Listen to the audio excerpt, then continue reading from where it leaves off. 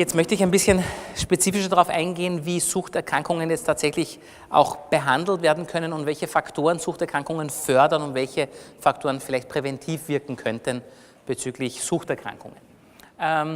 Hier noch eine Werbung zum Auflockern nach dem Mittagessen.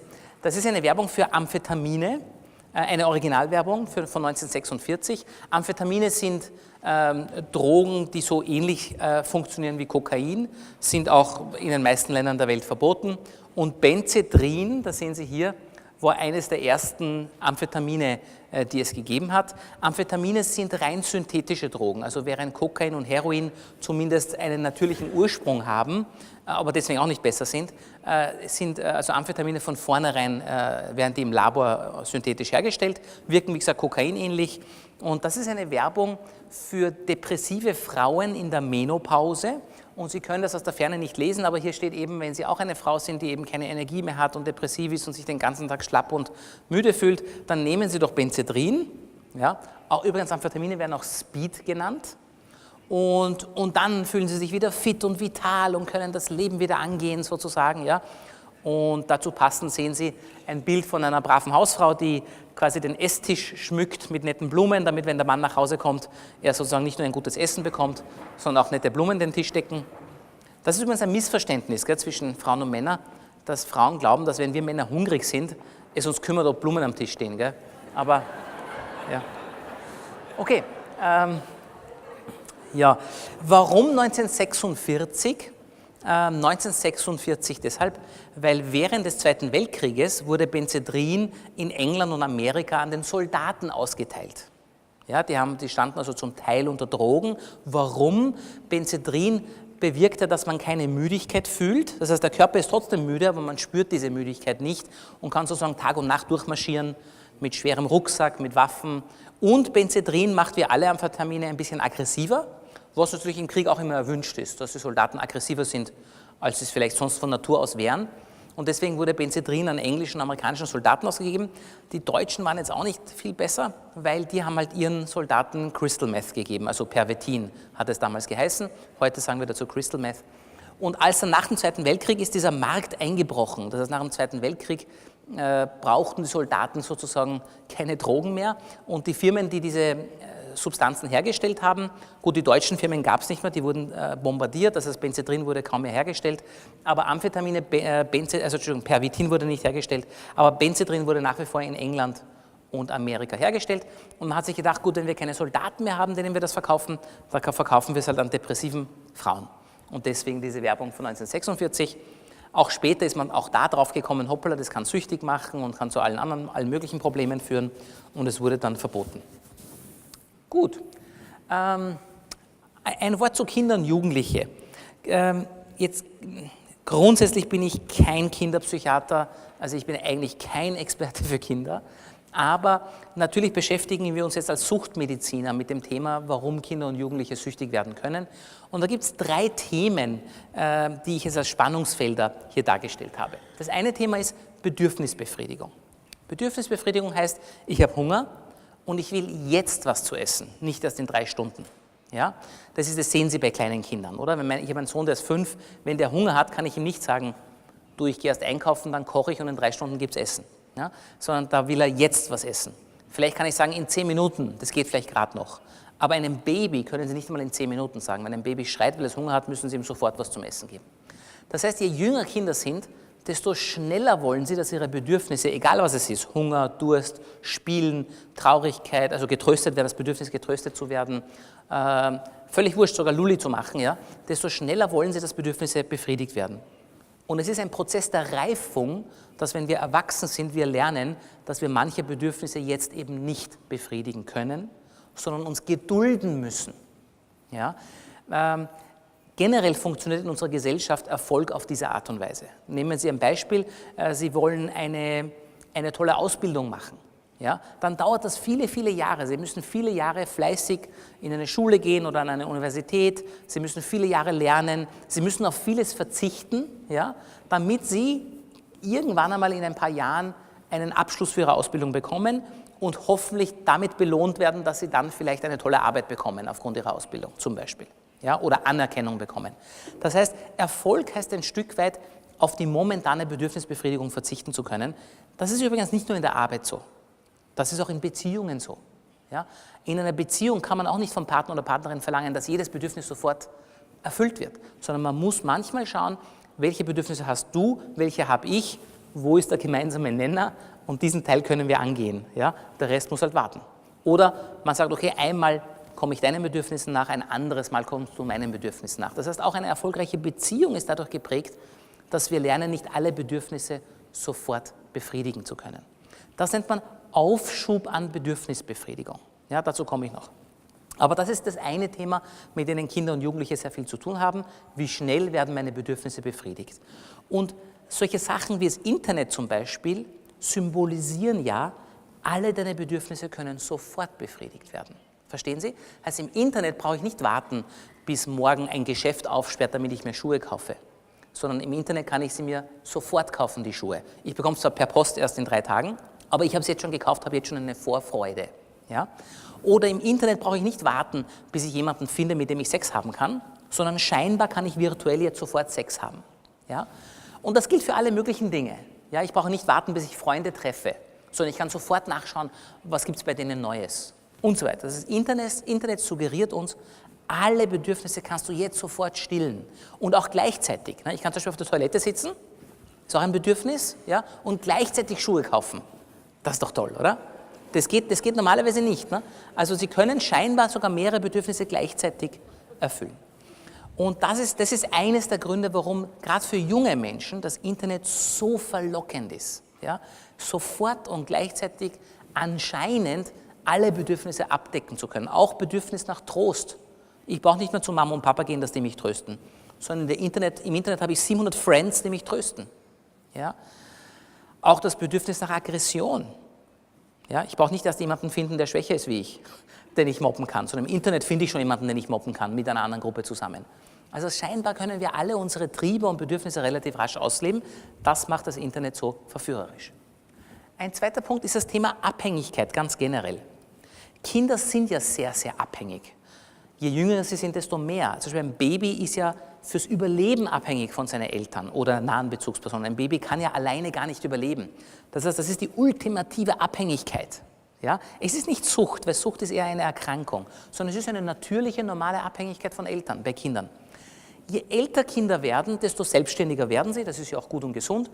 Und irgendwann in der Pubertät wollen sie auch aus dieser Abhängigkeit heraus. Das ist ja auch grundsätzlich wichtig, nämlich um die eigene Identität zu erfahren und zu erspüren. Ne? Wenn ich mich aus einer Abhängigkeit nicht löse, werde ich nie wissen, wer bin ich und wer bist du. Also was sind meine Bedürfnisse, was sind deine Bedürfnisse? Das werde ich nie unterscheiden können. Ich muss mich also aus der Abhängigkeit von Bezugspersonen ein Stück weit lösen. Das ist an sich was Gesundes, damit ich eine Identität wahrnehme. Das Problem bei Kindern ist, dass sie manchmal sich aus einer Abhängigkeit lösen, nämlich von den Eltern, und in eine andere hineinstürzen. Und auch das wird durchs Internet bedient. Das Internet gibt jedem Jugendlichen eine Peer Group. Egal, was ich für Interessen habe, ob ich gerne einkaufe, ob ich gerne Computer spiele, ob ich gerne über irgendeinen Blödsinn mich unterhalte, völlig wurscht, was ich für Interessen habe. Ich finde sofort im Internet eine Peer Group, die meiner Meinung ist und die meine Interessen teilt. Das heißt, scheinbar kann ich mich leicht von der Abhängigkeit der Eltern lösen, weil ich sofort eine andere virtuelle Gruppe finde, die mich spannend findet oder die meiner Meinung ist und die mich auch trösten kann zum Beispiel, scheinbar trösten kann. Das ist der Grund, warum das Internet auch so verführerisch ist und scheinbar gibt mir das Internet ja auch eine Identität. Na, wenn ich ein guter World of Warcraft Spieler bin, ja, dann habe ich zwar eine virtuelle Identität, nämlich ich bin irgendwann ein tolles Monster, aber wenigstens habe ich eine Identität. Ja, im echten Leben wissen viele 13-, 14-Jährige nicht, wer bin ich eigentlich. Aber im Computerspiel ist es ganz klar, wer ich bin. Und ich werde auch respektiert für das, wer ich bin. Nämlich zumindest von meiner Community werde ich respektiert. Und der dritte Punkt ist das Thema Beziehung. Wir sind ja, habe ich vorhin schon mal gesagt, Rudeltiere. Es klingt sehr animalisch, mir fällt einfach kein besseres Wort dafür ein. Wir sind Rudeltiere. Das heißt, wir brauchen Beziehung wie einen Bissen Brot. Wir können ohne Beziehung nicht leben. Ja? Und Beziehung ist ja was wahnsinnig Anstrengendes. Damit meine ich jetzt nicht nur die Beziehung zum Ehemann oder Ehefrau, das ist sowieso anstrengend, aber auch andere Beziehungen, ja? Zu Freunden, zu Schulkollegen, zu Arbeitskollegen. Das sind alles Beziehungen, zu Nachbarn, ja, die wahnsinnig anstrengend sein können manchmal. Ja? und die oft auch durch Frust getragen sind. Ja, nehmen Sie an, ich habe jetzt einen Tag frei, will mich mit Freunden treffen und alle meine Freunde sagen, tut mir leid, wir haben keine Zeit.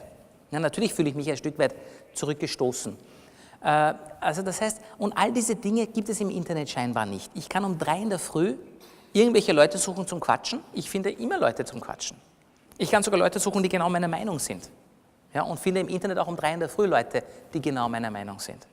Das heißt, auch das Internet ist da verführerisch, weil es scheinbar jederzeit und einfach mir Beziehungsangebote macht. Ja? Gut, gehen wir mal zum ersten Thema, zum Thema Bedürfnisbefriedigung. Ich habe Ihnen gesagt, Kinder möchten möglichst schnell ihre Bedürfnisse befriedigt haben. Da gibt es ein sehr bekanntes Experiment namens Marshmallow-Test. Ich weiß nicht, ob Ihnen das was sagt. Walter Mischel, ein Jude, der im Rahmen von Nazi-Deutschland geflohen ist und dann in Amerika Psychologe war, hat dieses Experiment erfunden. Und das sind jetzt nicht Originalbilder vom Originalexperiment, sondern das Experiment wurde später viele Male wiederholt und das sind Bilder sozusagen aus den 80er Jahren. Man nimmt ein 4-jähriges Kind, setzt es im Kindergarten, wo das Kind ist, also in der gewohnten Umgebung, im eigenen Kindergarten, an einen Schreibtisch und legt ihm auf einen Teller ein Marshmallow. Sie wissen, amerikanische Kinder mögen Marshmallows. Ja? Das mögen zum Beispiel österreichische Kinder nicht so sehr. Die würden halt ein Kinderüberraschungsei essen. Auf jeden Fall, in jeder Kultur gibt es irgendeine Süßigkeit, die Kinder besonders mögen. In Amerika sind es die Marshmallows. Und man setzt dem Kind einen Teller mit einem Marshmallow vor. Und zwar von der eigenen Kindergärtnerin. Das Kind soll sich grundsätzlich wohlfühlen in der Atmosphäre. Ja? Und die Kindergärtnerin sagt dem Kind, pass auf, ich gehe jetzt raus aus dem Zimmer und ich komme bald wieder. Wenn du wartest, bis ich wieder zurück bin und das Marshmallow noch nicht gegessen hast, dann bekommst du 2. Dann kannst du 2 essen. Wenn du aber während ich rausgehe diesen Marshmallow isst und ich komme zurück und du hast es gegessen, dann kriegst du keinen 2. Okay? Gemeinerweise nimmt man Kinder nicht nach dem Frühstück, sondern kurz vor dem Mittagessen, wenn sie Hunger haben. Gut, jetzt geht die Kindergartentante raus, gemeinerweise kommt sie nicht wieder. Ja? Das heißt, die Kinder sitzen dort und warten, dass die Tante kommt. Und es ist die Frage, wann verliert das Kind die Geduld? Wann schafft das Kind nicht mehr auf die Kindergärtnerin zu warten, sondern isst diesen Marshmallow, wissend, dass er dann nur eines hat und nicht 2. Ja? Das ist ein klassisches Experiment, weil das Kind sozusagen einerseits schon mit 4 Jahren versteht, 2 Marshmallows sind besser wie 1. Aber dafür muss ich eben diesen Aufschub an Bedürfnisbefriedigung aushalten. Ja? Und Sie sehen jetzt Bilder von diesem Experiment. Sie sehen, das Kind versucht zuerst an etwas anderes zu denken, ja? Dann versucht es sich abzulenken, von diesem Marshmallow, der vor ihm am Teller sitzt. Ja? Das ist ja ziemlich gemein. Ja? Und dann nimmt er das Marshmallow in der Hand und fängt an zu verhandeln. So, wenn ich es esse, dann wird es gut schmecken. Und zuerst beiße ich da rein und dann beiße ich da rein. Ja? Aber da wissen Sie schon, da hat er schon verloren. Ne? Und Sie sehen, es tut richtig weh. Es tut den Kindern richtig weh, obwohl sie Hunger haben, auf diese Bedürfnisbefriedigung zu verzichten. Ja, und das kennen wir alle von uns. Es tut richtig weh. Das ist richtig ein psychic ache, also ein seelischer oder ein psychischer Schmerz, den das Kind aushalten muss. Ja? Und was hat der Walter Mischel gemacht? Er hat quasi bei diesen Kindern die Zeit gemessen, wie lange haben sie Geduld, bevor sie das Marshmallow essen. Irgendwann isst es jeder. Also jedes 4-jährige Kind hat irgendwann den Punkt erreicht, wo er so viel Hunger hat, wo das dann isst. Und die Kindergärtnerin kommt dann erst rein. Ne? Das Kind weiß es natürlich nicht. Das Kind wird ja beobachtet, aber es weiß es nicht. Und da hat der Walter Mischel festgestellt, dass sozusagen die Kinder, die sehr ungeduldig sind, oft nach 1-2 Minuten schon diesen Marshmallow essen. Und Kinder, die viel Geduld haben, die schaffen es oft 10 Minuten, 15 Minuten, obwohl sie Hunger haben und dieser Marshmallow vor ihnen liegt, es nicht zu essen. Ja? Und was hat er gemacht? Der hat dann 20 Jahre später diese Kinder nochmal aufgesucht, mit seinem Team von Psychologen. Da waren die Kinder 24. Und hat dann geschaut, wie leben diese Menschen, die 24-Jährigen. Ja? Welche Berufe haben sie ein Familienleben, sind sie glücklich oder nicht. Ja? Und Sie werden es schon ahnen, leider kann man das mit 4 Jahren schon mit relativer Sicherheit vorhersagen. Zu 80% war es so, dass die Kinder, die mit 4 Jahren viel Geduld hatten, also diese Bedürfnisbefriedigung, diesen Aufschub lange ausgehalten haben, die waren zu 80% mit 24 Jahren erfolgreicher, und zwar laut eigenen Ermessen. Also ich meine mit Erfolg jetzt nicht Geld oder ein tolles Auto, sondern egal, was dem wichtig war, dort war er erfolgreich. Wenn es in der Beruf wichtig war, war er beruflich erfolgreich. Wenn ihm Familie wichtig war, dann hat er ein erfolgreiches, glückliches Familienleben gehabt. Wenn ihm Freunde wichtig waren, dann hat er viele gute Freunde gehabt. Also je nachdem, was der subjektiv für Ziele im Leben hatte, die konnte er eher erreichen, als die Kinder, die mit 4 Jahren schon, sobald die Kindergartentante aus dem Zimmer geht, das Marshmallow essen. Das heißt, ob wir es schaffen, eben unsere Bedürfnisse aufzuschieben und nicht sofort zu erfüllen, macht einen wesentlichen Beitrag, ob wir erfolgreich sind später im Leben oder nicht. Und das Internet verhindert genau das. Das Internet gaukelt unseren Kindern vor, ihr könnt jedes Bedürfnis sofort erfüllen. Ihr braucht nicht warten. Ja? Und das ist natürlich Gift für unsere Kinder, weil unsere Kinder lernen nicht, Bedürfnisse aufzuschieben. Sie lernen nicht, und zwar nicht nur, wenn es ums Essen geht, Essen ist ja egal, ja, aber sie lernen auch nicht in Beziehungen oder in Ausbildungen, in der Schule, in der Arbeit. Eben, sie verstehen das nicht, dass sie manchmal Bedürfnisse nicht erfüllen können, weil sie durchs Internet immer wieder gelernt haben, ich kann anscheinend jedes Bedürfnis sofort erfüllen und brauche mich dafür auch nicht anstrengen. Ja? Ich will jetzt nicht zu fatalistisch sein. Natürlich gibt es Kinder, die mit 4 Jahren das nicht gut können, aber dann lernen. Das ist ja das Gute an Kindern, sie sind sehr flexibel. Man kann Kinder dann gezielt fördern und schauen, wo hast du deine Defizite und dort fördere ich dich. Sodass auch Kinder, die mit 4 Jahren das gar nicht gut hinbekommen, trotzdem natürlich lernen können und später dann vielleicht mit 6 Jahren, mit 7 Jahren einen guten Bedürfnisbefriedigungsaufschub leisten können. Aber das ist dann etwas, wo Kinder dann gezielt gefördert werden müssen. Das ist nicht etwas, was Kinder dann von sich aus dann locker lernen können. Ja? Und wenn wir warten, bis die Menschen erwachsen sind, dann ist es noch mal viel schwieriger, dass sie das lernen. Ja? Es ist für einen 18-Jährigen, der seine ganze Jugend im Internet verbracht hat, viel schwieriger, ein schwieriges Studium zu studieren, weil das natürlich bedeutet, dass ich heute eben nicht Fußball spielen gehe und ins Kino gehe, sondern obwohl schönes Wetter ist, ich zu Hause sitze und lerne. Ja? Und da tun sich viele heutigen 18-Jährigen schwerer, wie es früher war. Das ist übrigens der Walter Mischel. Dieses Experiment hat nicht nur er gemacht, das Experiment wurde weltweit in so ziemlich jeder Kultur hunderte Male wiederholt und es ist leider überall ungefähr das gleiche Ergebnis rausgekommen. Verstehen Sie? Das heißt, eigentlich müssten wir nach diesen Prinzipien unsere Kinder in der Schule bilden. Wir müssten uns anschauen, wo haben sie denn ihre Defizite und dort sie gezielt fördern, statt 20 Kinder oder 30 Kinder in eine Schulklasse zu stecken und sagen, jetzt muss jeder das selber lernen. Nämlich heute Geografie, morgen Englisch, übermorgen Maths. Ja? Das ist wahrscheinlich Quatsch, wenn ich mich so weit rauslehnen darf als Nicht-Bildungsexperte. Jetzt kommen wir zu dem Thema Identität. Ich habe vorher schon über die Suche nach Identität gesprochen, dass Jugendliche natürlicherweise, speziell im Rahmen der Pubertät, ihre Identität suchen und sich dafür aus der Abhängigkeit der Eltern hinausbegeben müssen. Das ist an sich normal, nur leider ist es so, es ist einfacher, eine Abhängigkeit durch eine Abhängigkeit, andere Abhängigkeit abzulösen, als ganz wegzukommen von der Abhängigkeit. Das ist auch bei Substanzen so. Es ist leichter, wenn ich heroinsüchtig bin, nachher schlafmittelsüchtig zu sein, als ganz ohne Sucht zu leben. Ja?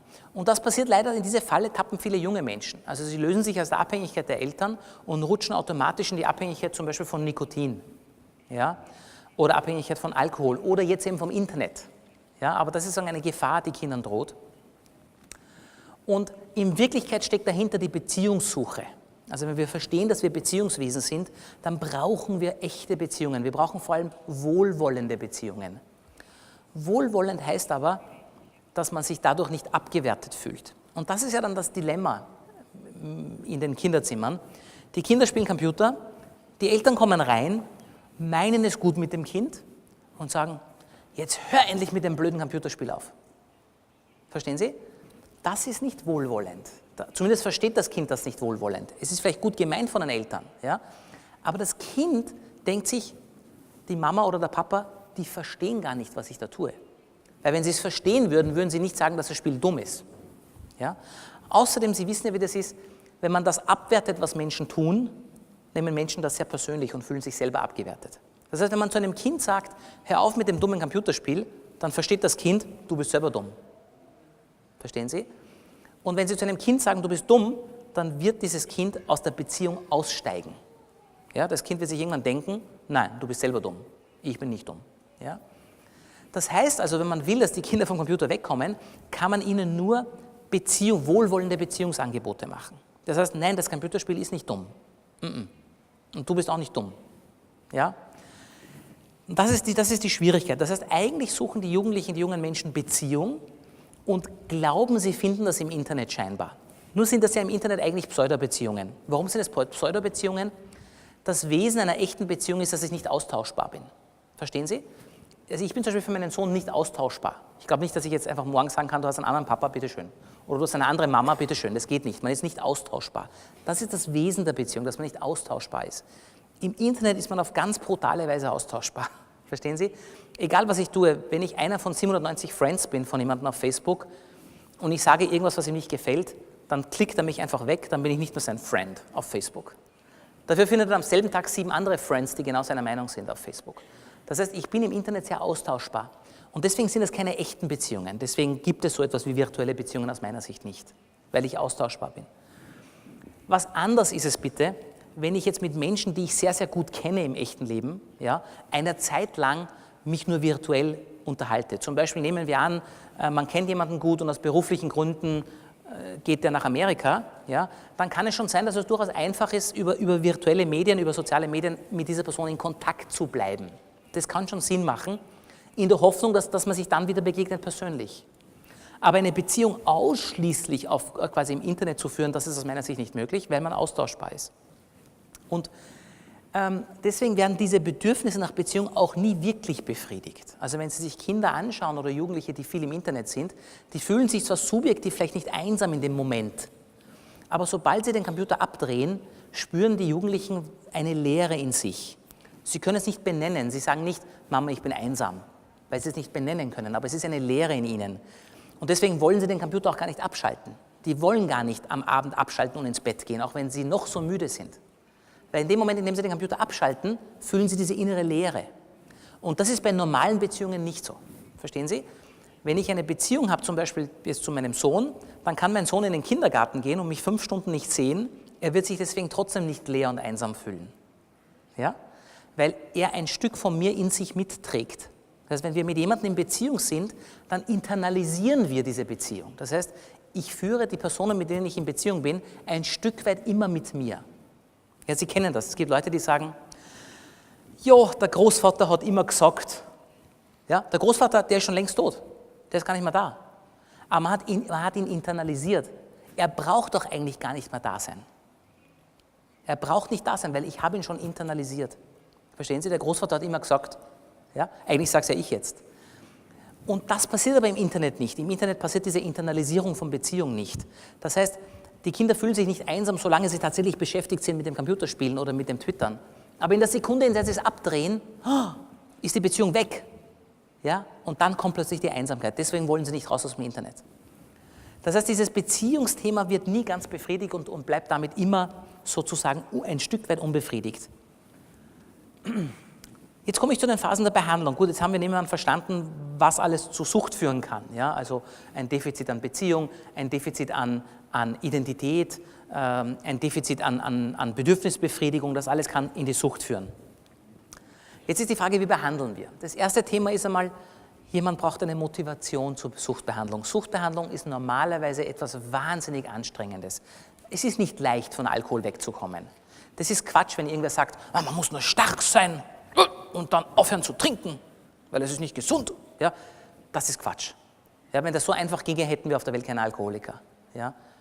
Sondern das ist meistens unendlich anstrengend für die Person.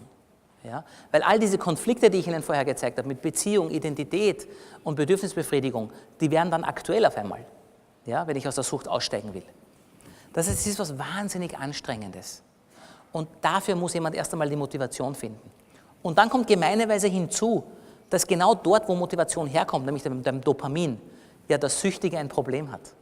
Verstehen Sie? Der hat genau in seinem Belohnungs- und Motivationssystem ein Problem. Und jetzt soll er ohne Suchtmittel sich motivieren, ein Leben zu führen. Ja, er soll sich motivieren, ohne Alkohol, ohne Drogen, ohne Internet zu leben. Das fällt ihm besonders schwer, weil er gerade beim Dopamin ja ein Defizit hat, ein Problem hat. Verstehen Sie? Das heißt, es braucht einmal Motivation. Früher war es in der Suchtbehandlung so, da waren wir Suchtmediziner sehr elitär.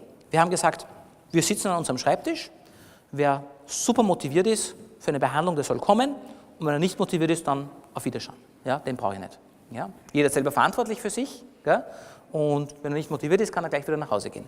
Das hat sich geändert. Wir haben verstanden, natürlich ist es die Verantwortung des Betroffenen, Motivation zu haben, sein Leben zu verändern. Aber es ist unsere Aufgabe, diese Motivation zu unterstützen. Ja? Weil sonst passiert immer dasselbe. Die Leute sind am ersten Tag hochmotiviert. Ich will nie wieder trinken, Herr Doktor. Nie wieder will ich trinken. Ich will nie wieder rauchen. Nie wieder. Jetzt habe ich es verstanden. Ich rauche nie wieder. Ja? Aber schon am dritten Tag ist diese Motivation futsch. Und das hat viele Gründe. Das hat soziale Gründe, das hat psychologische Gründe, aber das hat eben auch mit dem Dopamin sogar biologische Gründe, warum die Motivation futsch ist. Und wenn wir das verstehen, müssen wir verstehen, dass es auch unsere Verantwortung als Suchtbehandler ist, diese Motivation aufrechtzuerhalten. Das heißt, dem Menschen Angebote zu machen, zum Beispiel ein Beziehungsangebot, ein sogenanntes therapeutisches Beziehungsangebot. Dieses Beziehungsangebot heißt, ich bin wohlwollend zu dir und du bist bei mir gut aufgehoben. Ja? Auf einer professionellen Ebene natürlich. Wenn ich nach Hause gehe, dann gehe ich nach Hause, dann nehme ich dich nicht mit nach Hause. Ja, ist kein Freund von mir, ja, der Patient. Aber in der Zeit, in der ich ihm zur Verfügung stehe, bin ich wohlwollend. Das heißt, es ist bei mir alles von ihm gut aufgehoben. Seine Traurigkeit, seine Geheimnisse, seine Wünsche, sein Dilemma, was immer er hat, das ist bei mir gut aufgehoben. Und im Großen und Ganzen ist er okay, so wie er ist, im Großen und Ganzen. Ja? Was nicht heißt, dass ich jede Tat billige. Ja, wenn der sagt immer, wenn ich betrunken bin, schlage ich meine Frau, sage ich nicht, ach, das ist in Ordnung, du bist gut, so wie du bist. Ja, das sage ich nicht. Aber grundsätzlich ist er bei mir gut, sozusagen wertschätzend aufgenommen. Und das ist also zum Beispiel ein Beziehungsangebot, das wir machen, damit dieses Bedürfnis erfüllt wird nach Beziehung. Erst dann kann er die Finger vom Alkohol lassen. Verstehen Sie? Und das müsste man dann übertragen aufs Thema Jugendliche und Internet. Das heißt, wenn mich Eltern fragen, ja, was soll ich denn machen, wäre die erste Antwort, machen Sie ein Beziehungsangebot Ihrem Kind. Und das ist gar nicht einfach bei 17-Jährigen, ein Beziehungsangebot zu machen. Aber wenn es die Eltern nicht können, dann kann es niemand. Ja? Also Beziehungsangebot. Und Beziehungsangebot ist nicht ins Kinderzimmer gehen und sagen, jetzt schalt endlich dieses dumme Computerspiel ab. Das ist kein Beziehungsangebot. Sondern ein Beziehungsangebot würde bedeuten, ich gehe ins Kinderzimmer und sage, was spielst denn du da? Dann sagt er das. Sage ich, zeig's mir, das kenne ich nicht. Ich muss ja verstehen, was er tut. Ich bin ja Eltern, ne? Vater. Ich muss verstehen, was mein Kind da tut am Internet. Sage ich, zeig's mir. Und dann zeigt er mir irgendwas wahnsinnig Komplexes, was er im Internet tut. Dann sage ich, wow, was du alles kannst. Du kannst Dinge, die habe ich dir gar nicht beigebracht. Weil alles andere habe ich dir beigebracht, ja? Skifahren, Fahrradfahren. Aber das habe ich dir nicht beigebracht, das hast du selber gelernt. Wow, toll. Also man muss sich schon auch begeistern lassen von dem, was den Kindern interessiert und was sie können. Ich sage ein anderes Beispiel. Zu mir kommen Eltern und sagen, also jetzt habe ich extra so eine Sicherheitssoftware runtergeladen, wie Sie es empfohlen haben, damit mein Kind nur zu den Informationen im Internet kommt, die auch für Kinder sind. Ja, aber nicht auf pornografische Seiten oder sonst irgendwas kann. Ja, habe ich extra aus dem Internet so eine Software runtergeladen, kostet mich 20 € im Monat. Ja, und mein Sohn hat einen Weg gefunden im Internet, hat er gesucht im Internet und hat ein Programm gefunden, womit er dieses Programm neutralisieren kann. Ja, oder irgendeinen Trick gefunden, wie er dieses Programm ausschalten kann. Dann habe ich zu meinem Sohn gesagt, wenn du so weiter tust, kommst du ins Gefängnis. Verstehen Sie? Ist ja logisch, ne? Weil wenn er jetzt schon anfängt, quasi Gesetze sozusagen zu brechen, Familiengesetze, dann wird er, wenn er 18 ist, wahrscheinlich Staatsgesetze brechen und dann landet er im Gefängnis. Aber das ist nicht der Punkt. Der Punkt ist, dass ich zu meinem Kind gehe und sage, wow, toll, was du alles kannst. Ich könnte das nicht. Ich habe keine Ahnung, wie ich so eine Software umgehe oder ausschalte. Toll, wie du das gemacht hast, wie intelligent du bist. Ja, du kannst Dinge im Internet, die kann ich gar nicht. Zeig mir das mal, wie hast du das gemacht? Toll. Wenn du diese Intelligenz nützt für was Gutes, dann wird aus dir wirklich jemand werden. Ja, dann wirst du sehr erfolgreich sein in deinem Leben. Das heißt, zuerst muss ich einmal mit Wertschätzung zum Kind gehen. Ja? Und dann kann ich sagen, aber übrigens, es ist trotzdem nicht okay. Es ist nicht okay, es ist nicht das, was ich will. Und ich lasse es auch nicht zu. Das heißt nicht, dass ich nicht streng bin. Ich kann streng sein. Ich kann sagen, das lasse ich nicht zu. Das geht nicht. Aber ich kann auch wertschätzend streng sein. Verstehen Sie? Und das ist der Punkt, dass viele Eltern, zumindest die zu uns kommen, ich sehe natürlich nur die zu uns kommen, dass viele Eltern in ihrer Verzweiflung, das verstehe ich ja grundsätzlich, sehr abwertend werden. Die werden abwertend gegenüber dem Kind, gegenüber dem Internet, gegenüber dem Computer. Ja? Und alles, was das Kind macht, ist nur schlecht und Unsinn und blöd. Und stattdessen soll er Lateinvokabel lernen. Ich meine, wie soll das funktionieren? Ja? Also das heißt, man muss Menschen motivieren, dass sie zu einer Behandlung kommen. Und eine Suchtbehandlung, glauben Sie mir, ist eine Veränderung des ganzen Lebens. Verstehen Sie? Ein Alkoholiker ist nicht dann geheilt, wenn er aufhört zu trinken. Dann ist er nur abstinent. Vielleicht für 3 Tage, vielleicht für 30 Tage. Und das war's. sondern Heilung, wenn es überhaupt so etwas gibt wie Heilung von Suchterkrankungen, wenn es überhaupt sowas gibt, dann heißt es, sein Leben zu verändern. Verstehen Sie? Ich würde übrigens gerne nicht über Heilung sprechen, weil Suchterkrankungen sind chronische Erkrankungen. Und in der Medizin haben wir gelernt, dass es viele chronische Erkrankungen gibt, die man nicht heilen kann, die man aber so im Griff bekommt, dass man ein gutes, normales Leben führen kann. Ja, es gibt auch Menschen, die mit einem chronischen Blutkrebs ein sehr gutes, langes Leben führen.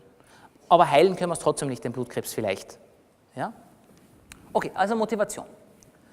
Der zweite Punkt ist die sogenannte Entgiftung. Entgiftung trifft natürlich nur auf jene Süchte zu, wo ich irgendeine Substanz zu mir führe, wie Alkohol, Nikotin, Heroin, Kokain und so weiter. Das heißt, der Körper muss mal lernen, ohne der Substanz überhaupt zurechtzukommen. Verstehen Sie? Das heißt zum Beispiel, der Kokainsüchtige muss lernen, ohne Kokain überhaupt wach zu sein. Der Kokain gibt mir sehr viel Energie. Wenn ich kein Kokain plötzlich nehme, dann fühle ich mich ständig müde und schwach. Der Körper muss erst lernen, wieder Energie zu mobilisieren ohne Kokain. Ja? Der Alkoholiker, da muss der Körper erst lernen, ohne Alkohol nicht zu zittern und zu schwitzen und epileptische Anfälle zu bekommen.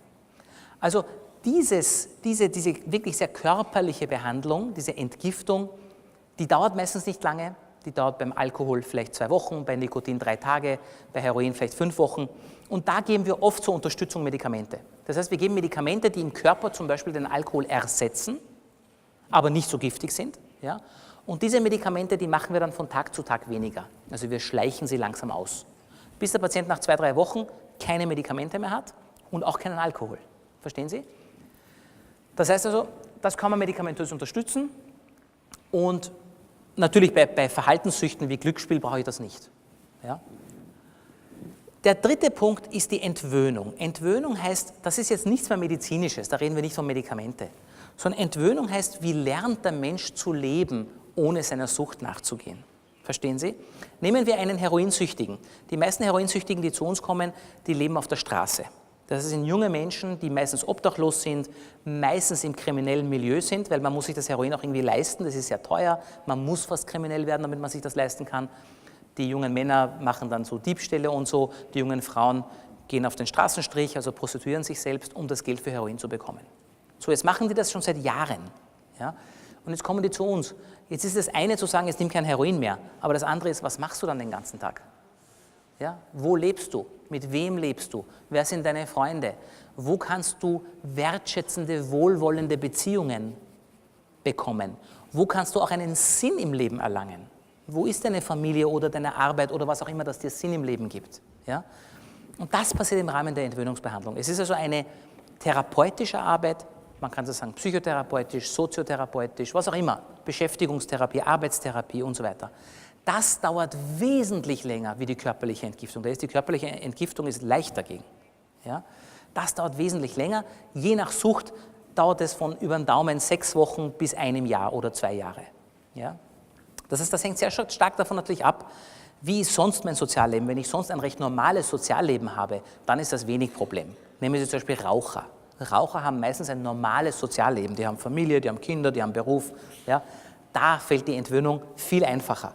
Da muss man dann nur aufpassen, wie man sich schützt vor Rückfällen, wenn man lauter Freunde hat, die immer rauchen. Ja, wenn man mit denen auf dem Café sitzt und alle zünden sich eine Zigarette an, muss man sich überlegen, wie schaffe ich es, dass ich nicht rauche.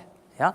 Aber ansonsten ist der Rest kein Problem. Aber natürlich ein Heroin-Junkie, der die letzten 5 Jahre auf der Straße gelebt hat, für den ist es wirklich eine Herausforderung, nicht nur heroinfrei zu leben, sondern auch sein gesamtes Leben wieder von vorne anzufangen und wieder anzupacken. Das ist die Entwöhnung.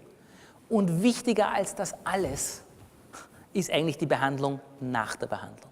Das heißt, jetzt haben wir den behandelt und wieder nach Hause geschickt und gesagt, auf Wiederschauen, Sie sind sozusagen geheilt, ja, was gelogen ist. Aber jetzt ist die Frage, wie schafft er es, dass er nicht rückfällig wird? Verstehen Sie? Weil natürlich, wenn ich Raucher bin und ich habe in meiner Familie raucht jeder und meine Freunde rauchen alle, dann wird es nicht lange dauern, bis ich auch wieder rauche. Verstehen Sie? Oder nehmen Sie Alkoholiker. Wie viele Alkoholiker gibt es, die einen Freundeskreis haben, wo jeder zu viel trinkt? Ja? Sobald er seine Freunde trifft, werden alle trinken und werden sagen, geh, trink halt auch mit. Ja? Dann ist man asozial, wenn man nicht trinkt. Ja? Dann muss man trinken. Ja? Und fragen die Leute, ja, was soll ich denn für eine Ausrede nennen, dass ich jetzt nicht trinke? Ja, soll ich sagen, ich habe Krebs und darf deswegen nicht trinken? Ja? Wo ich mir denke, ist auch spannend, dass man heutzutage eine Ausrede braucht, um nicht zu trinken, statt eine Ausrede, um zu trinken. Am Vormittag meine ich. Also, das ist eigentlich das ganz, ganz Wichtige. Das heißt, wir entlassen die Menschen nie einfach so und sagen, gehen Sie nach Hause, auf Wiedersehen, Sie sind geheilt, sondern wir kümmern uns darum, dass sich jemand um ihn kümmert, wenn er nicht mehr im Krankenhaus ist. Das können jetzt NGOs sein, also diese Nichtregierungsorganisationen, wie es sicher überall welche gibt. In Österreich haben wir ein gutes Netz an diesen Organisationen, die Alkoholberatungsstellen haben, oder Selbsthilfegruppen wie die anonymen Alkoholiker, die es weltweit gibt. Oder. Es gibt also viele, viele Einrichtungen, Vereine, private, staatliche, die sozusagen zu denen diese Menschen hingehen können. Ja? Und viele Patienten sagen mir, aber Herr Doktor, ich brauche das nicht, ich trinke ja nicht mehr. Ja? Aber das sind die ganz schnell wieder bei uns sind, weil sie rückfällig geworden sind. Ja? Also das heißt, das ist ganz, ganz wichtig, auch nach der Suchtbehandlung noch weiter sich mit diesem Thema auseinanderzusetzen. Und das Thema lautet ja nicht nur Alkohol, sondern das Thema lautet ja, wie bewältige ich mein Leben ohne der Sucht? Das ist ja das Thema eigentlich, das bei den anonymen Alkoholikern behandelt wird zum Beispiel. So etwas gibt es leider für Alkoholiker ganz gut, so etwas gibt es auch für Opiatsüchtige, also Heroinsüchtige zum Beispiel. Aber da gibt es ganz, ganz wenig, zum Beispiel für Jugendliche, die internetsüchtig waren. Gibt es ganz wenig Nachsorgeeinrichtungen, Einrichtungen, wo man sagt, da kann ich hingehen und treffe andere Jugendliche, die dasselbe Schicksal gehabt haben wie ich und auch eine Therapie gemacht haben, ja, und wo man sich austauschen kann. Das gibt es ganz wenig. Ja. Für Glücksspieler gibt es ein bisschen, ja, aber für viele Süchte gibt es das gar nicht. Ja. Aber das ist ganz, ganz wesentlich. Gut, ganz kurz noch zum sogenannten biopsychosozialen Modell. Ich weiß nicht, wie die Übersetzer dieses Wort übersetzen wollen, aber ich glaube, das Wort wird es auch in anderen Sprachen geben. Biopsychosozial, das ist sozusagen die moderne Medizin. Die moderne Medizin sagt, wir schauen nicht nur auf den Körper oder auf diesen Tumor oder auf diese Verletzung, sondern die moderne Medizin versteht, vor allem die Psychiatrie versteht, dass der Mensch ja ein soziales Wesen ist, also eingebettet ist in seiner Biologie, also zum Beispiel auch die Gene, aber auch ein psychisches Wesen ist und psychische Bedürfnisse hat, die man nicht alle nur mit den Genen erklären kann, aber auch eine soziale Umgebung hat, die ihn formt und die er formt. Und dieses biopsychosoziale Modell sagt jetzt über Süchte Folgendes. Einerseits gibt es die Droge. Das kann auch die Droge Internet übrigens sein. Ja? Da geht es sehr, sehr stark auch um biologische Aspekte. Die Frage ist, wie häufig konsumiere ich? Wie viel konsumiere ich? Konsumiere ich jeden Tag oder habe ich manchmal Konsumpausen? Es gibt zum Beispiel viele Menschen, die sagen, wenn ich mal 2 Wochen viel Alkohol getrunken habe, dann schaue ich, dass ich 2 Wochen gar nichts trinke. Das ist sehr gescheit. Ja? Das können wir im Internet auch machen. Wir können sagen, wenn du eine Phase hast, wo du sehr viel Internet spielst, ja, dann machen wir mal einen Urlaub ganz ohne Internet. Da hast du 2 Wochen gar kein Internet. Das ist sehr gescheit. Ja? Das ist so etwas wie eine kleine Entgiftung. Ja? Aber das heißt, die Droge hat eine Wirkung, auch eine biologische Wirkung auf das Belohnungssystem. Es ist die Frage der Konditionierung, das ist ein Begriff aus der Psychologie, aus der Verhaltenstherapie. Das bedeutet, dass ich sozusagen, wenn ich etwas immer in einer bestimmten Situation tue, diese Situation auch mit dieser Droge verbinde. Ich sage ein Beispiel, wenn jemand immer in einem bestimmten Gasthaus sitzt und Alkohol trinkt mit seinen Freunden, dann kann er in diesem Gasthaus gar nicht sitzen und Wasser trinken, das schafft er gar nicht. Sondern er muss das Restaurant wechseln. Verstehen Sie? Das ist Konditionierung. Dann spielen so Themen eine Rolle wie Suchtgedächtnis. Es gibt manche Suchterkrankungen, die merkt sich das Gehirn leider sehr, sehr gut. Viele Raucher sagen das. Viele Raucher sagen, ich habe selber aufgehört zu rauchen, habe 10 Jahre gar nichts geraucht und dann bin ich unvorsichtig geworden. Dann habe ich mal eine Zigarette geraucht, weil ich mir dachte, jetzt habe ich 10 Jahre nichts geraucht, was soll mir passieren? Eine Zigarette. Ja? Und ab dem nächsten Tag habe ich wieder genauso geraucht wie früher, wie wenn ich nie aufgehört hätte zu rauchen. Das ist Suchtgedächtnis. Das heißt, das Gehirn merkt sich leider die Sucht und es kann sein, dass wenn ich wieder konsumiere, wenn ich auch nur eine kleine Menge konsumiere, dass ich wieder voll hineinfalle in diese Sucht. Ja? Das ist aber nicht bei jeder Sucht so. Das ist bei manchen Süchten so. Und das ist auch nicht bei jedem Menschen so, das ist bei manchen Menschen so. Und Genetik spielt leider auch eine Rolle. Da ist die Welt auch nicht gerecht, was die Medizin anbelangt. Wir Menschen neigen zu manchen Erkrankungen und zu anderen neigen wir nicht. Und da ist jeder anders. So wie der eine eher dazu neigt, Darmkrebs zu bekommen und der andere eher dazu neigt, Lungenprobleme zu bekommen, so gibt es auch Menschen, die eher zu Suchterkrankungen neigen. Ja, also es gibt schon auch eine genetische Prädisposition.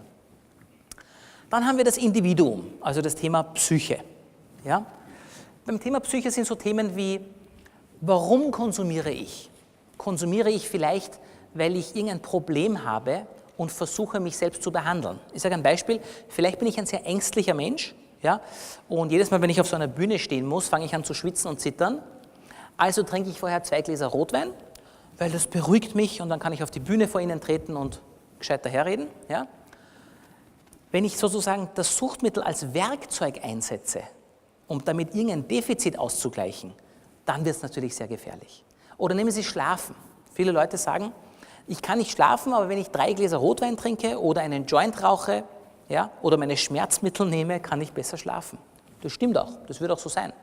Aber sobald ich diese Mittel dann quasi als Werkzeug benutze für ein Defizit, das ich habe, wird es gefährlich.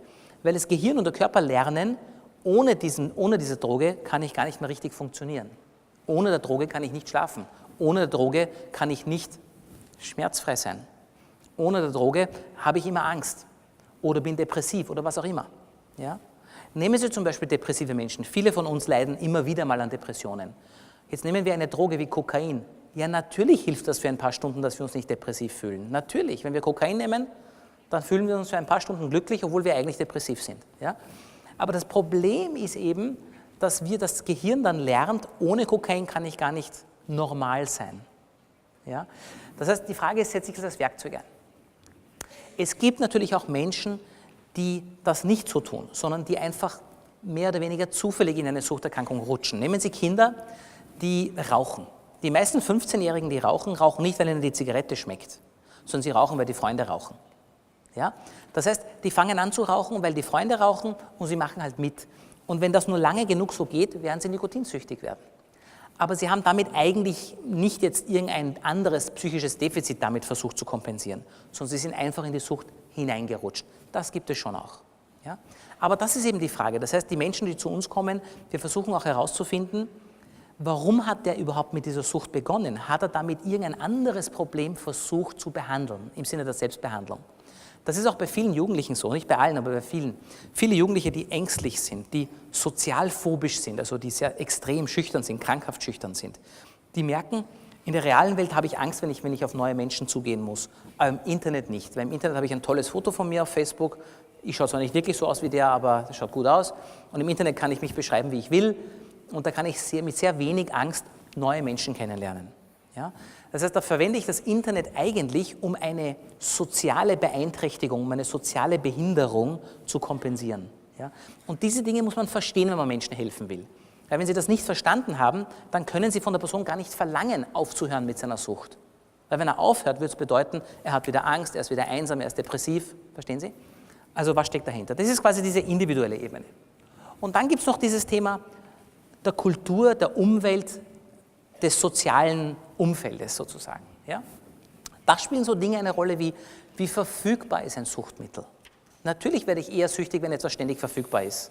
Na? Wenn 15-Jährige sich Zigaretten kaufen können, na, dann werden sie auch süchtig davon werden. Wenn sie aber nicht kaufen können, Zigaretten, weil die verboten sind oder erst ab 21 erlaubt sind, ja, dann werden sie halt auch keine Zigaretten bekommen. Natürlich finden Jugendliche immer einen Weg, irgendwo eine Zigarette herzubekommen, weil es macht ja auch spannend, wenn was verboten ist, das verstehe ich schon. Natürlich finden sie dann über 7 Freunde jemanden, der dann eine Zigarette hat und sagt, jetzt tut jeder von uns einmal an der Zigarette quasi anziehen. Natürlich ist es spannend für Jugendliche, ist auch okay, ja? Aber süchtig werden die nicht. Weil ich werde nicht süchtig, wenn ich einmal im Monat an einer Zigarette anziehe. Sondern süchtig werde ich nur, wenn ich meine eigene Zigarettenpackung habe und jeden Tag konsumiere. Also das heißt, die Verfügbarkeit spielt eine sehr, sehr große Rolle und da müssen wir uns beim Thema Internet fragen, wie können wir denn da die Verfügbarkeit einschränken? Weil das ist ja bei anderen Mitteln im Vergleich einfach, oder? Wir können sagen, eine Altersgrenze können wir festlegen oder wir können sagen, wir verbieten es komplett, die Droge. Ja? Das ist noch relativ einfach. Oder wir können sagen, in Restaurants darf nicht geraucht werden zum Beispiel, ja? Oder beim Autofahren darf nicht Alkohol getrunken werden. Das ist alles relativ einfach. Aber was machen wir mit dem Internet? Wie können wir das beschränken? Nämlich, wie können wir es als Eltern beschränken? Da gibt es diese Software, die Sie angesprochen haben. Wie können wir es als Gesellschaft steuern, wer wie viel konsumiert im Internet? Da rede ich hauptsächlich von Kindern. Wie können wir das kontrollieren? Wie können wir das steuern? Ja? Ich sage Ihnen ein Beispiel. In Österreich dürfen nur jene Firmen Glücksspiele anbieten, die eine Lizenz dafür haben. Glücksspiele wie Roulette, wie Poker, wie Blackjack dürfen nur jene Firmen anbieten, die eine Lizenz vom Staat haben. Das gilt auch online. Auch online darf theoretisch in Österreich keine Firma Online-Poker oder Online-Roulette anbieten, der nicht in Österreich eine Lizenz dafür hat. Aber wie ist die Realität? Es gibt Hunderte, wenn nicht Tausende russische Firmen oder Firmen, die auf Malta ihren Sitz haben oder sonst irgendwo auf der Welt, die online auch in Österreich Glücksspiele anbieten. Jetzt sagt der Staat, ja, aber das kann man ja nicht kontrollieren. Internet kann man nicht kontrollieren. Das stimmt gar nicht. Nehmen Sie Amerika, jetzt kann man über Amerika schimpfen, so viel man will.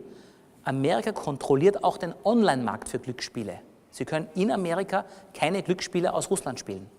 Natürlich gibt es da auch wieder Wege über Darknet und so, das verstehe ich schon alles. Aber der normale 18-Jährige, der sich da nicht auskennt, kann keine Glücksspiele spielen online in Amerika. Ja, das heißt, man kann sogar das Internet beschränken. Und es macht manchmal auch Sinn. Natürlich ist es auch ein gefährliches Thema, wenn es um Zensurierung und Meinungseinschränkung geht, aber manchmal macht es auch Sinn, wenn es um Suchtmittel geht. Dann spielt natürlich Konsumkultur eine Rolle. Na? Wenn zum Beispiel Zigaretten und später wird es ja in dieser Tagung auch noch einen Vortrag über Zigaretten geben, da kann ich leider nicht dabei sein, was mir sehr leid tut. Aber natürlich, wenn wir eine Kultur schaffen, wo jeder glaubt, Rauchen ist sexy, dann werden halt mehr Menschen rauchen. Verstehen Sie, wenn jeder Hollywood-Schauspieler in den Filmen nur rauchend gesehen wird, wenn jeder Western-Cowboy, ja, ist Clint Eastwood nur mit Zigarette herumredet oder John Wayne, ja, natürlich rauchen dann die Menschen. Wenn wir aber eine Kultur schaffen, wo wir zeigen, nein, Rauchen ist weder sexy, noch cool, noch intelligent, noch sonst irgendwas, ja, dann wird es auch weniger Raucher geben. Das heißt, die Frage ist, wie verändern wir auch unsere Kultur? Und das gilt ja auch für den Mikrokosmos Familie. Die Frage ist zum Beispiel beim Esstisch, beim Mittagessen, ja, darf jemand das Telefon abheben, wenn es läutet? Ist es okay, wenn die Eltern ihr Handy am Tisch liegen haben beim Mittagessen? Ja? Und wenn wir von den Kindern verlangen, beim Mittagstisch da zu sein und sich auf die Familie zu konzentrieren, müssen es die Eltern ja auch. Also wir müssen eine Kultur schaffen, wo es normal wird, zum Beispiel im Restaurant, dass man eben nicht ständig beim Essen herumtut und fotografiert, sondern dass man sagt, man trifft sich zum Essen und das soll auch zum Essen sein. Es gibt übrigens einzelne Restaurants, die verbieten Handys. Ich kenne in Linz ein Café, ein Kaffeehaus, da steht oben Handys und Laptops unerwünscht. Ich finde das sehr entspannend. Sie können dort in Ruhe einen Kaffee trinken und es läutet nicht ständig weder Ihr eigenes Handy noch das von den anderen. Ja? Also es ist ja auch ein bisschen ein Selbstschutz manchmal. Ja?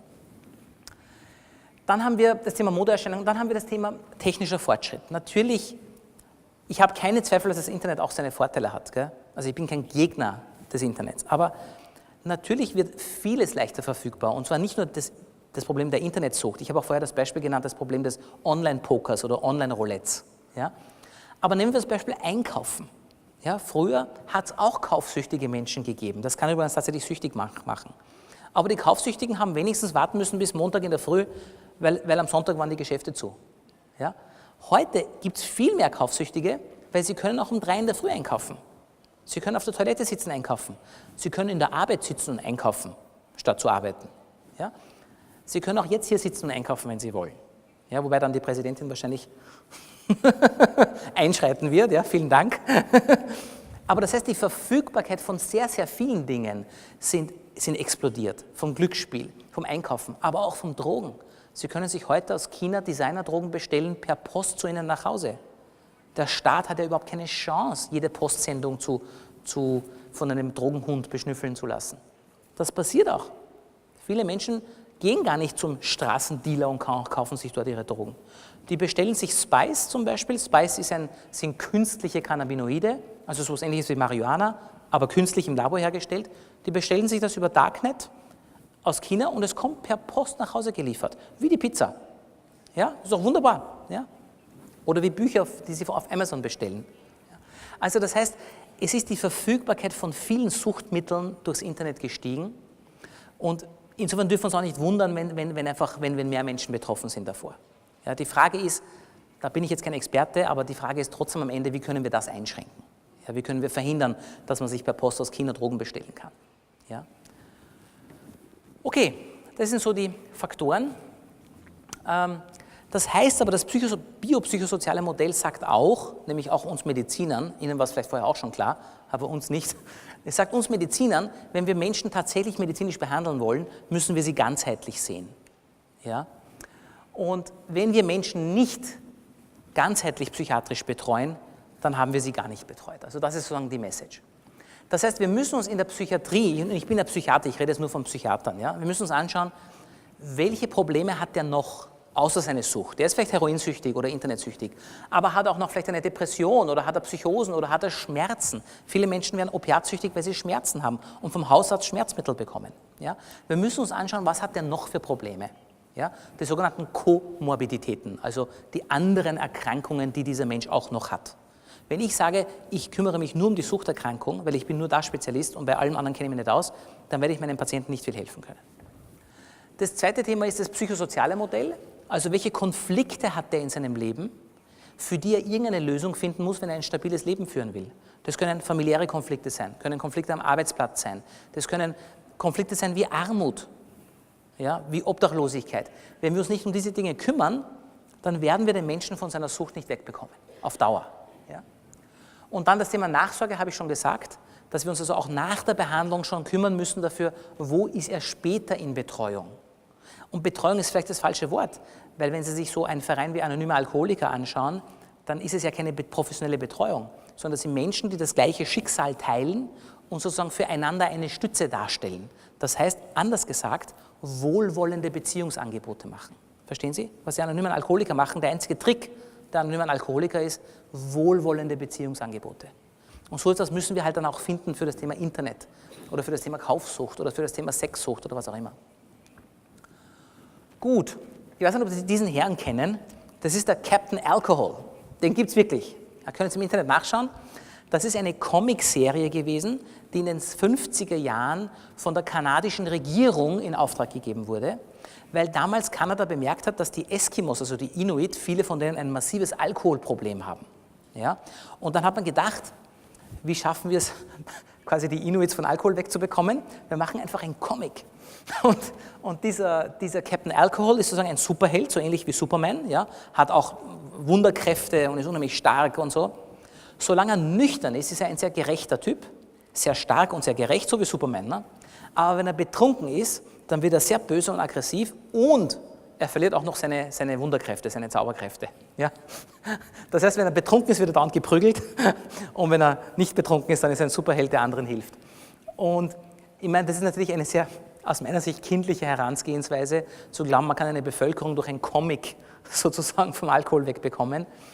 Man könnte sagen, okay, immerhin, besser als nichts, aber in Wirklichkeit hätte man sich darum kümmern müssen, was die Inuit wohl für psychosoziale Probleme haben, wenn man sie vom Alkohol wegbekommen will. Ein ähnliches Problem haben die Aborigines in Australien, soweit ich weiß, oder die Indianer in Amerika. Ja? Oder generell Randgruppen. Viele Randgruppen haben das Problem, dass sie psychosozial an die Ecke getrieben werden und dann wundert man sich, dass die alle süchtig werden. Ja? In Linz, wo ich herkomme, in Österreich, gibt es unheimlich viele Türken, die glücksspielsüchtig sind. Ja, ja, nur nah. Na, die bekommen kaum Arbeit, sind meistens verarmt. Ja? Da braucht man sich nicht wundern, dass die süchtig werden. Und Alkohol trinken dürfen es viele nicht aufgrund des Islams, also werden sie glücksspielsüchtig. Dürfen es eigentlich im Islam übrigens auch nicht, aber ist halt so. Gut, jetzt noch ein paar Buchtipps für Sie, wenn ich Ihnen welche mitgeben darf, falls Sie noch offline lesen. Ich muss gemeinerweise sagen, das sind jetzt nur Buchtipps im deutschsprachigen Raum. Aber ich bin mir sicher, dass es im englischsprachigen Raum oder in anderen Ländern auch gute Bücher gibt. Aber das sind für den deutschsprachigen Raum jetzt Bücher. Das ist Manfred Spitzer, das ist auch ein Psychiater, allerdings ein viel besserer Psychiater wie ich in Deutschland, der sehr, sehr viele Bücher über das Thema Internet und Internetsucht und auch die Auswirkungen von Internet auf kleinen Kindern zum Teil geschrieben hat. Im Gegensatz zu mir, ich bin ja kein Forscher, ich rede ja nur nach, was andere schon geredet haben. Der ist ein wirklicher Forscher, das heißt, der macht selber sehr, sehr viele Studien, auch über das Thema Kinder und Internet zum Beispiel, und hat wirklich tolle Studien publiziert und er schreibt sehr spannende Bücher. Seine Bücher sind voll mit Studien, mit wissenschaftlichen Studien, aber er beschreibt die Studien so einfach, dass es sogar ich verstehe und wenn ich es verstehe, verstehen Sie es auch. Also das Buch kann ich sehr empfehlen, wenn jemand wirklich Studien kennenlernen will über das Thema Internet und Kinder und Jugendliche.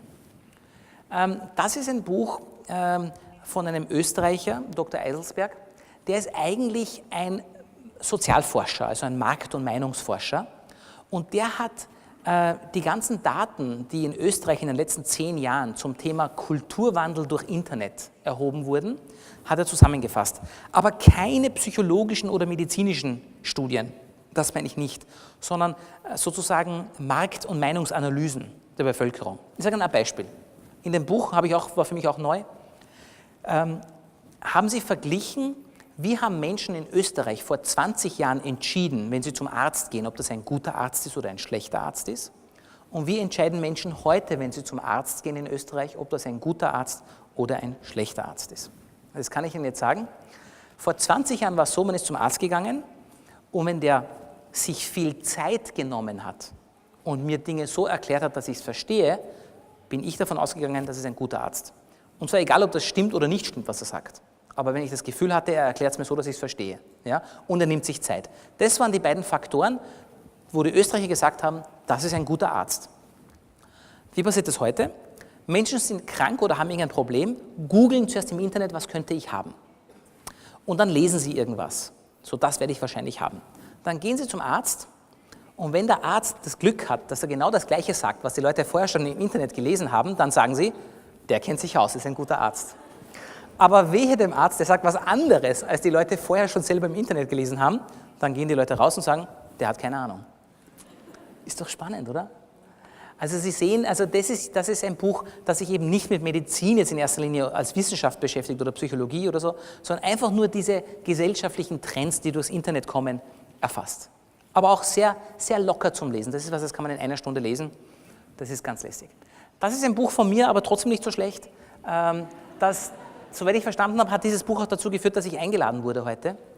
Da geht es hauptsächlich um Verhaltenssüchte, also Internet, Glücksspiel, Handy, Kaufsucht und solche Sachen. Übrigens daran, dass ich als Autor eingeladen wurde, merken Sie diese Verwechslung. Man glaubt, ein Arzt, der Bücher schreibt, ist auch ein Arzt, der sich gut auskennt. Okay? Aber macht nichts, ist halt so. Ja? Und das ist mein letztes Buch. Dieses Buch ist allerdings eine Selbsthilfeanleitung. Also für Leute, die sehr, sehr viel Internet konsumieren, speziell soziale Medien sehr viel konsumieren, haben ein Autor, der Ben Springer und ich, versucht, sozusagen sehr leicht lesbar mit vielen großen Bildern ein Buch zu gestalten, das auch Menschen lesen, die sonst keine Bücher lesen. Weil das ist ja das Problem gewesen bei meinem letzten Buch. Da haben mich viele angerufen und gesagt, ja super, dass Sie das geschrieben haben, ich bin genau Ihrer Meinung. Aber das waren eben Leute, die vorher auch schon meine Meinung waren. Aber die Leute, die das brauchen, die haben das nicht gelesen. Ne? Weil die Leute, die das brauchen, lesen meistens keine Bücher. Also nämlich das Thema Internetsucht zum Beispiel. Ne? Aber das ist eben speziell ein Buch für junge Menschen, die sonst nicht gewöhnt sind, Bücher oder lange Texte zu lesen, weil sie nur die 140 Zeichen von Twitter gewöhnt sind oder so. Sehr viele Bilder, sehr viele kleine Scherzchen und so. Und eben eine Ausstiegshilfe aus dem Internet. Gut, vielen Dank, Dankeschön.